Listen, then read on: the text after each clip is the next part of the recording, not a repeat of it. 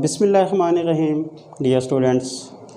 इससे पहले जो हमने वीडियो बनाई basic structure of C program के हवाले से जो है उसमें हमें काफ़ी मदद मिलेगी कि हमने जो उनके बेसिक स्टेप्स थे उनको जो है वो हमने डिफ़ाइन किया था। आज हमने जो है basic structure of C program कि हमने एक सी प्रोग्रामर को अपने कोर्स के हवाले से किन चीज़ों का इल्म होना चाहिए, ये भी हमारे पास चैप्टर नंबर 8 में एक इम्पोर्टेंट लॉन्ग क्वेश्चन है। अगर स्टूडेंट्स जो है अब मेरे पिछले लेक्चर को जो है उसको थोड़ा सा देखें और इसी के साथ जो है वो कंटिन्यू करें तो ये दोनों जो आपके पास वीडियोज़ हैं, ये दोनों क्वेश्चन जो हैं ये एक दूसरे से काफ़ी रिलेटेड हैं।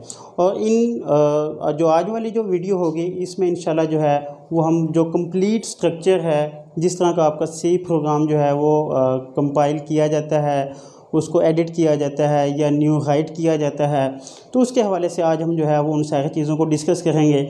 तो सबसे पहले जो है हम आते हैं अपने बेसिक स्ट्रक्चर की तरफ, जिसमें सबसे पहले जो हमारे पास स्टेटमेंट है hash include studio dot H.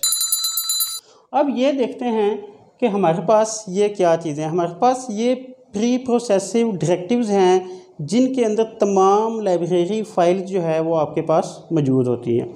जैसे आपके पास अगर मैं इसको देखूं तो जो हमारे पास इंक्लूड फंक्शन होगा सबसे पहले नंबर पे तो ये आपके हैश से स्टार्ट होगा।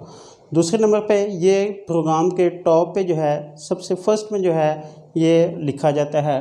दूसरा इंक्लूड, इसमें एक फंक्शन जो है वो यूज़ किया जाता है। इसको जो है वो हम इंक्लूड प्री प्रोसेसिव डायरेक्टिव्स भी कहते हैं। इसके अंदर अगर आप देखें तो यहाँ पे स्टूडियो डॉट एच लिखा हुआ है। अगर हम इन फंक्शंस को देखें, ये जो आपके पास हेडर फाइल्स होंगे ये आपके पास एंगुलर ब्रैकेट्स जो हैं इनके दरमियान में लिखी जाती हैं।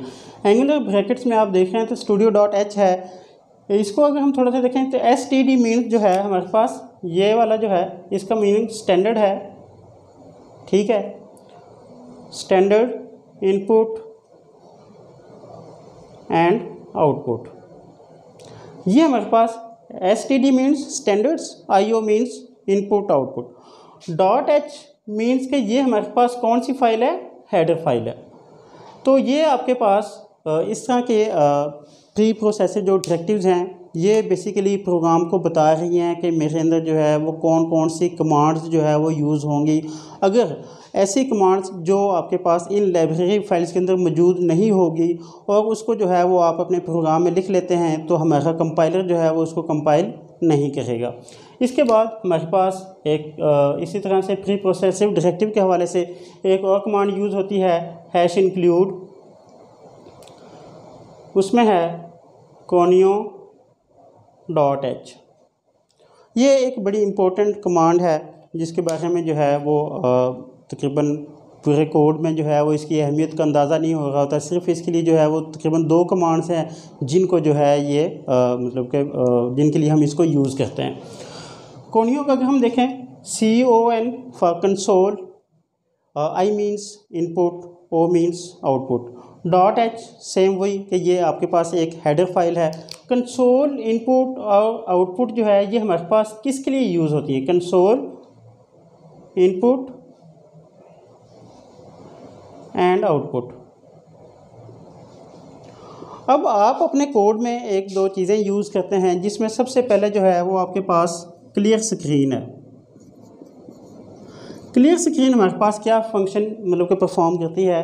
क्लियर स्क्रीन हमारे पास एक ऐसी स्टेटमेंट है कि अगर तो आपने कोई प्रोग्राम एग्जीक्यूट किया हुआ है, उसकी आउटपुट जो है वो आपने देखी हुई है, तो हमारा जो कंपाइलर है वो उस आउटपुट को सेव कर लेता है। जब हम दूसरी दफ़ा अपने कोड को एग्जीक्यूट करते हैं, कोई और जो है वो आउटपुट आती है तो हमारा जो कंपाइलर है उसको इरेज नहीं करता है, बल्कि उसी के साथ ही जो है वो हमें नई आउटपुट भी दिखा रहा होता है।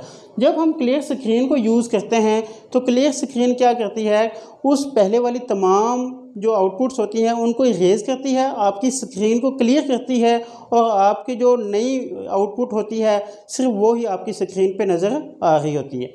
अब क्लियर स्क्रीन की जो स्टेटमेंट है ये आपकी डिफ़ाइन की जाती है आपके कोनियो डॉट एच में।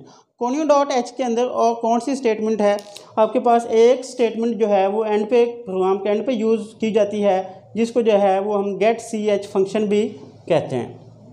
गेट सी एच फंक्शन जो है ये एक बहुत ही इम्पोर्टेंट फंक्शन है। ये इसका फंक्शन क्या है जी, कि जब आप अपने कोड को एग्जीक्यूट करते हैं, आप उसके जो है वो आउटपुट ले रहे होते हैं, तो ये आपकी आउटपुट को स्टेबल करता है। अगर हम get C H function use ना करें तो जब आप अपने कोड को एग्जीक्यूट करते हैं, आपके सामने आउटपुट जो है वो डिस्प्ले होती है, तो ये अगर get C H function use नहीं किया हुआ तो वो आपके आउटपुट जो है वो स्क्रीन से गायब हो जाती है, मतलब कि वो एक लम्हे के लिए नज़र आएगी, उसके बाद जो है वो नज़र नहीं आती। तो ये जो फंक्शन है गेट सी एच जो है परफॉर्म करता है। और गेट सी एच फंक्शन को भी जो है वो हम console input output library files के अंदर ही डिस्कस करते हैं। अब अगर मैं इस हेडर फाइल को यूज़ नहीं करता हूँ तो मैं इन दो स्टेटमेंट्स को जो है वो यूज़ नहीं कर सकता। अब हम studio.h के तरफ आते हैं। इसमें जो है वो हमारे पास डिफरेंट आपके पास इनपुट आउटपुट कमांड जो है वो यूज़ हो सकती हैं, जिसमें आपके पास है इनपुट के लिए हम scanf कमांड यूज़ करते हैं, ठीक है। इसी तरह से आपके पास पुट्स भी जो है वो एक इनपुट कमांड के तौर पे हम यूज़ करते हैं। ये जो इनपुट कमांड है ये इसके अंदर स्टैंडर्ड इनपुट आउटपुट के अंदर जो है वो डिफ़ाइन की जाती है। इसके अलावा ये तो हमारे पास होगी इनपुट के लिए, हम अपने कंप्यूटर को जो है वो अगर कोई इनपुट देना चाहते हैं तो अगर हम आउटपुट के लिए जो है वो कमांड यूज़ करेंगे प्रिंट एफ की जो कमांड है ये हम आउटपुट के लिए जो है वो यूज़ करते होते हैं। इसके भी जो डिफ़ाइन है वो आपके हैश इंक्लूड स्टैंडर्ड्स के जो है स्टैंडर्ड इनपुट आउटपुट फंक्शन के अंदर जो है वो डिफ़ाइन की जाती है। ये वाली जो लाइब्रेरी फाइल्स हैं ये आपको इन तमाम कमांड्स के बारे में पहले से वो आपको इन्फॉर्म करती हैं कि इन फाइल्स को जो है या इन स्टेटमेंट्स को जो है वो हम यूज़ कर सकते हैं। अब हम चलते हैं जी अपने नेक्स्ट स्टेप की तरफ। इससे आगे जो वाइड में हैश इंक्लूड से जब हम आगे जाते हैं तो हमारे पास एक फंक्शन आता है वाइड मेन का। वाइड मेन, इसके पहले तो हम मीनिंग्स को देखते हैं। वाइड मीन्स नल, नल मीन के खाली वैल्यू। मेन क्या है, मेन आपके पास फंक्शन है। फंक्शन कौन सा फंक्शन, ये आपके पास मेन फंक्शन है। जैसे हमने अपनी पिछली वीडियो में देखा था कि हमारे पास ऑब्जेक्ट फाइल्स जो है वो लिंक की जाती हैं। अब वो लिंक कौन से प्रोग्राम के साथ की जाती हैं या कौन से ऑब्जेक्ट कोड के साथ जो है वो लिंक की जाती हैं, जिस फंक्शन का नेम मेन होगा उस फंक्शन के साथ हम अपनी दूसरी लाइब्रेरी फाइल्स को जो है वो लिंक करते हैं। तो ये हमारे पास एक फंक्शन है मेन फंक्शन। इसके यहाँ से हमारा प्रोग्राम जो है वो स्टार्ट होता है। इसके बाद हमारे पास कर्ली ब्रेसेस होती हैं। कर्ली ब्रेसेस से जो है वो हमारा प्रोग्राम स्टार्ट होता है और कर्ली ब्रेसेस से जो है वो हमारा प्रोग्राम जो है वो क्लोज होता है। यहाँ पे इन चीज़ों को जो है वो समझना काफ़ी इम्पोर्टेंट है। जैसे हमने स्टैंडर्ड इनपुट आउटपुट्स को देखा, कंसोल इनपुट आउटपुट को देखा, वाइड मेन को देखा। अब हमारे पास इस हिस्से को जो कहते हैं ये हमारे पास प्रोग्राम बॉडी है। इसके अंदर आपने अपने वेरिएबल डिक्लेयर करने होते हैं। इसी के अंदर जो है वो आपने वेरिएबल को इनिशियलाइज़ करना होता है। इसी के अंदर जो है वो आपने इनपुट्स कमांड जो है वो लेनी होती हैं। इसी प्रोग्राम बॉडी के अंदर जो है वो आपने डिफरेंट ऑब्जेक्ट फाइल को जो है वो आप कॉल भी कर सकते हैं। इसी के अंदर जो है वो आप आउटपुट कमांड को जो है वो यूज़ करते हैं। तो एक सिंपल सा छोटा सा प्रोग्राम जो है वो हम राइट करते हैं, जिसमें आप देखते हैं यहाँ पे हमारे पास इंट क्या है, बेसिकली एक डाटा टाइप है। ए और बी हमने जो है वो कोई सी दो डाटा टाइप से ली हैं, जिनके जो है नेम हमने दे दिए। ए का नेम ए है, दूसरे का नेम हमारे पास बी है। ये मैंने वेरिएबल जो है वो डिक्लेयर कर दिए हैं। अब यहाँ पे इनपुट के लिए दो ऑप्शन हैं, या तो उन वेरिएबल्स को जो आप फिक्स वैल्यू दे दें, या आप क्या करें स्कैनएफ की कमांड यूज़ करते हुए आप इनको जो है वो यूज़र से वैल्यू भी ले सकते हैं। तो मैं यहाँ पे स्कैनएफ की वैल्यू जो है वो यूज़ करता हूँ। पहले तो यूज़र के लिए एक मैसेज जो है वो हम देते हैं कि मैसेज आप कोई भी, ताकि वो वैल्यू जो है वो उसके मुताबिक जो है वो एंटर कर सके। यहाँ पे हम लिखते हैं एंटर नंबर 1। तो वो फर्स्ट नंबर जो है वो जो ए है उसको जो है वो एंटर करेगा। तो यहाँ पे हम स्कैनएफ की कमांड यूज़ करते हैं, स्कैनएफ मॉडुलस डी एंड ए। मैंने यहाँ पे वही वेरिएबल लिखना है जिसकी वैल्यू मैंने यूज़र से पूछनी है। उसके बाद मैं दूसरे वेरिएबल की जो है वो वैल्यू पूछ लेता हूँ, इसको जो है मैं इरेज करता हूँ ताकि मैं जो है वो मेरे स्टेटमेंट्स कंप्लीट हो सकें। प्रिंट एफ एंटर नंबर 2, यहाँ पे मैं स्कैन एफ की कमांड यूज़ करूँगा। Scan F modulus D and B. यहाँ पे मैंने अपनी ए और बी वैल्यूज़ जो है वो यूज़र से पूछ ली हैं ताकि जो है वो यूज़र जो है उनको वैल्यूज़ को एंटर कर सके और अपनी रिक्वायर्ड आउटपुट जो है वो हासिल कर सके।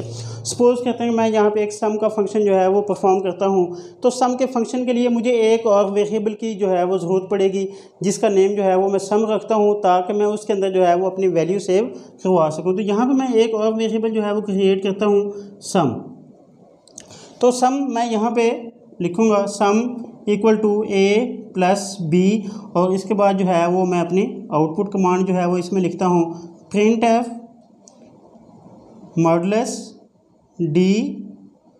यहाँ पे आप अपनी वैल्यू को जो है वो प्रिंट करवा सकते हैं। ये आपके पास एक सिंपल सा प्रोग्राम है जिसकी आप कोई जो इनपुट है वो आप ले सकते हैं।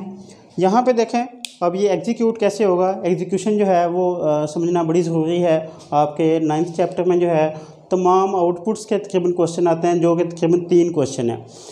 उन क्वेश्चंस को सिर्फ आपने आउटपुट लिखनी होगी। आउटपुट आप कब लिख सकते हैं, जब आपको एग्जीक्यूशन जो है वो थोड़ी सी बेहतर तरीके से आती होगी। अब अगर मैं इस कोड को एग्जीक्यूट करूँ तो यहाँ पे सबसे पहले नंबर पे मैंने 3 वेरिएबल जो है वो क्रिएट किए हैं ए बी एंड सम।